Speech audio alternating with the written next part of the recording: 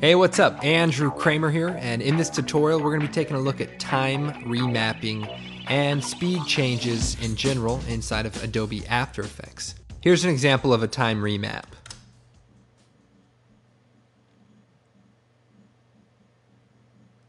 In this shot, we speed up to our character's face, we hold on him in slow motion, and then we speed up to the next person, and we hold on him in slow motion and then speed away again. Let's go ahead and take a look at this particular example. What I have here is some footage. As you can see, this is my wannabe 300 treatment that I was just playing with. But anyway, I'm going to take this footage, drag it into a composition, and basically what you see here is just a regular speed clip. Everyone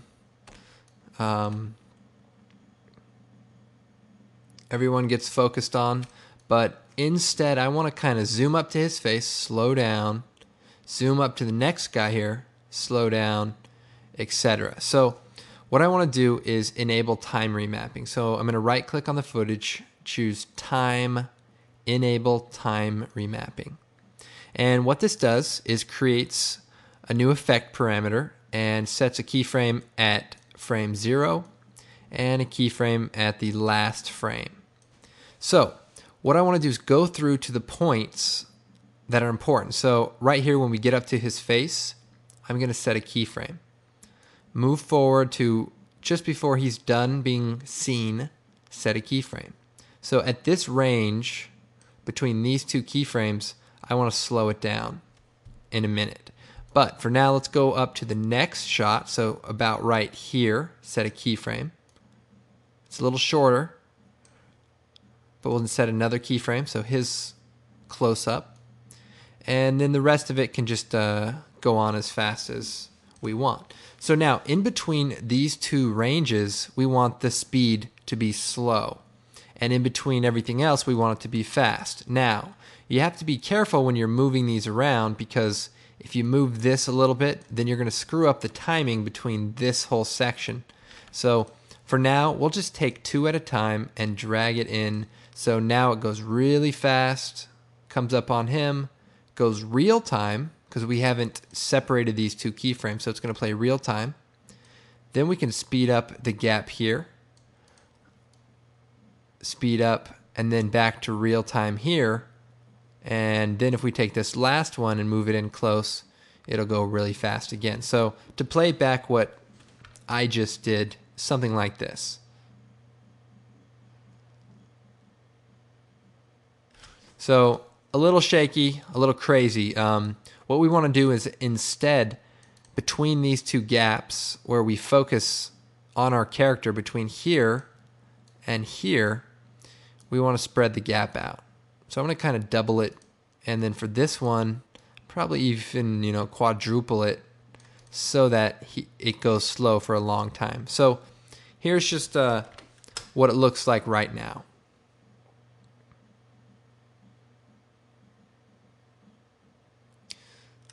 It's a little choppy because there are only 24 frames per second, so it's going to kind of duplicate frames. Well, we can also turn on frame blending for the layer and for the comp, and it will blend the layers together, creating a pretty wild effect when the speed is at a very high rate. But let's go ahead and take a look at this anyway. Okay, so let's play it back.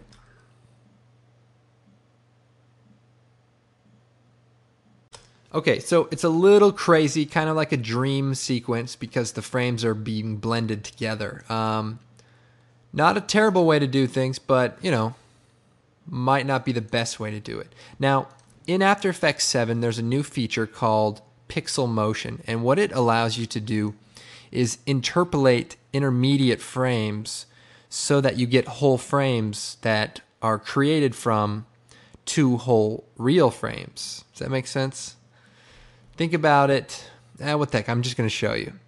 On the frame blending switch, it's got kind of a draft looking line. Well, if you click it again, that turns on pixel motion. So if you see the difference between nothing, that's the original frame being duplicated, frame blending, which is blending the frames together, and pixel motion. Now, pixel motion does a really good job. Let's go ahead and play it back right now with pixel motion. So using the pixel motion is the way I actually did it in the original example, where the clip slows down and speeds up. So it is very smooth, and each frame, if I go through here frame by frame, is a unique frame generated from, the whole frames from the original footage. Another way to move keyframes around, like I like the speed, but I need the clip to be a little bit longer. Well, if you select all of the keyframes, hold down Alt and drag the last keyframe, you can stretch them out while maintaining the relative position to one another. So as you can see, they kind of stretch out together. So that's kind of a cool thing if you're trying to slow things down or match time or what have you. So anyway, that's kind of time remapping. Now let's go take a look at another example. I have this ink drop from the Riot Gear DVD collection. It's actually 60 frames per second, playing back at 24 frames per second. So that'll allow us to do some pretty cool things. So if I right click and choose time, enable time remapping, I can go to, say, like almost when the whole thing is completely created. So like around here, set a keyframe for the time remap, and then take these two keyframes by selecting them and bring them in closer. So now it'll go really fast and then slow down. And if we control click on this middle keyframe, it'll go really fast and gradually slow down. And if we stretch these two keyframes out, it'll now even slow down more than the original clip. So let's go ahead and preview that. Okay, so pretty cool. We can also go into the graph editor and make this gradual. So if you select it and just kind of play around with this curve, this is the speed.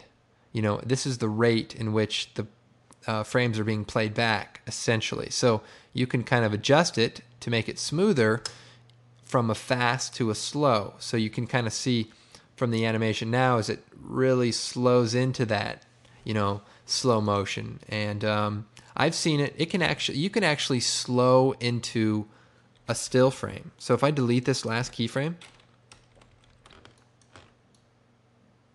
and bring up the curve, I can basically slow this into a stop. So if this line is going perfectly straight, what that means is that it no longer is playing the frames back at a fast speed. So check this out.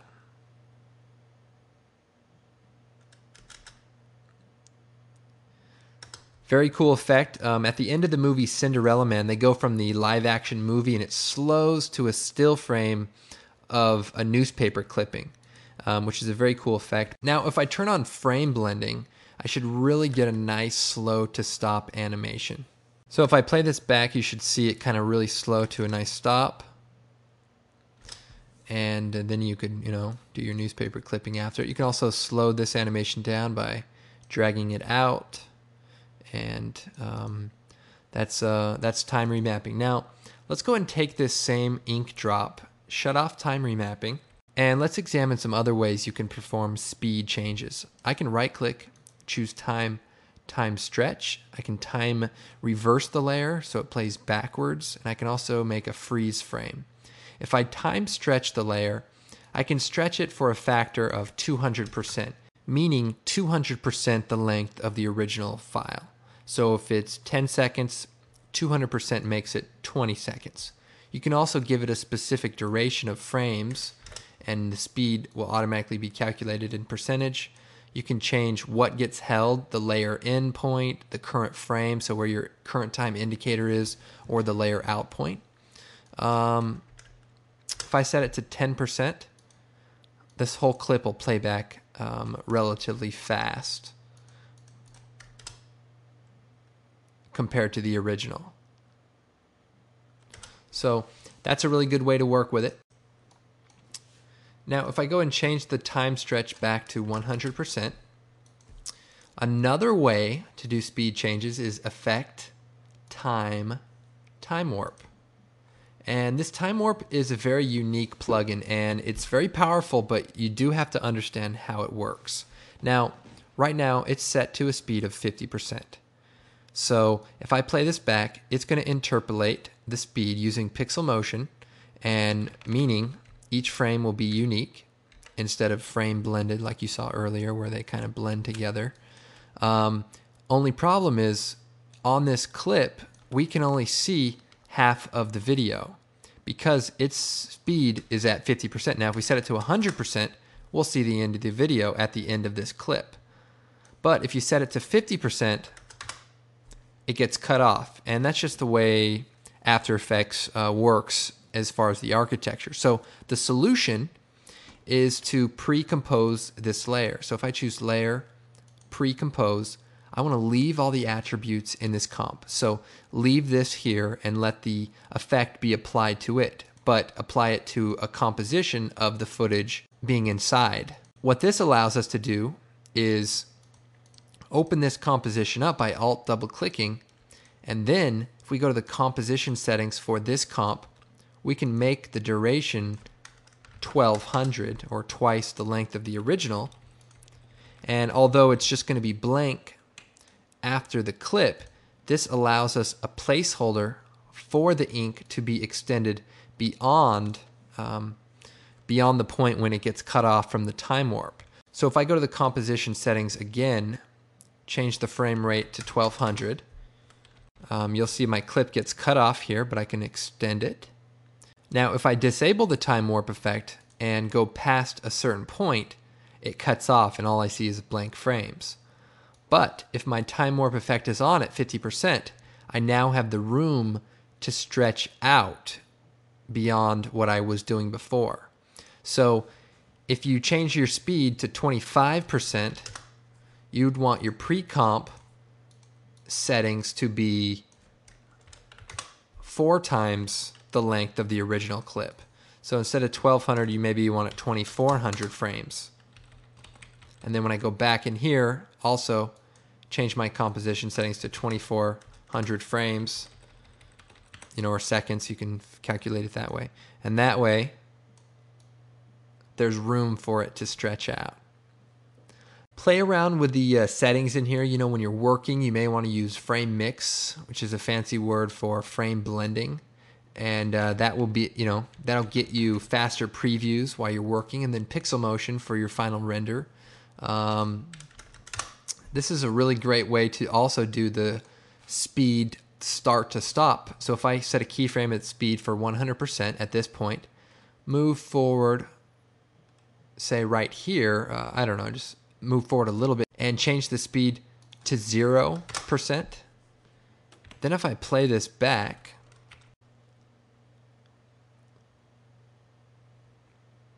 you see it basically slows to a stop, and because we're using pixel motion, it's interpolating the frames one for one. So that's how the speed change works, and hope you understand kind of the limitations and the workarounds to this great effect. Oh, one other thing, I'll go ahead and delete this. If you're working in After Effects 6.5 and you want to create a still frame, just choose Enable Time Remapping.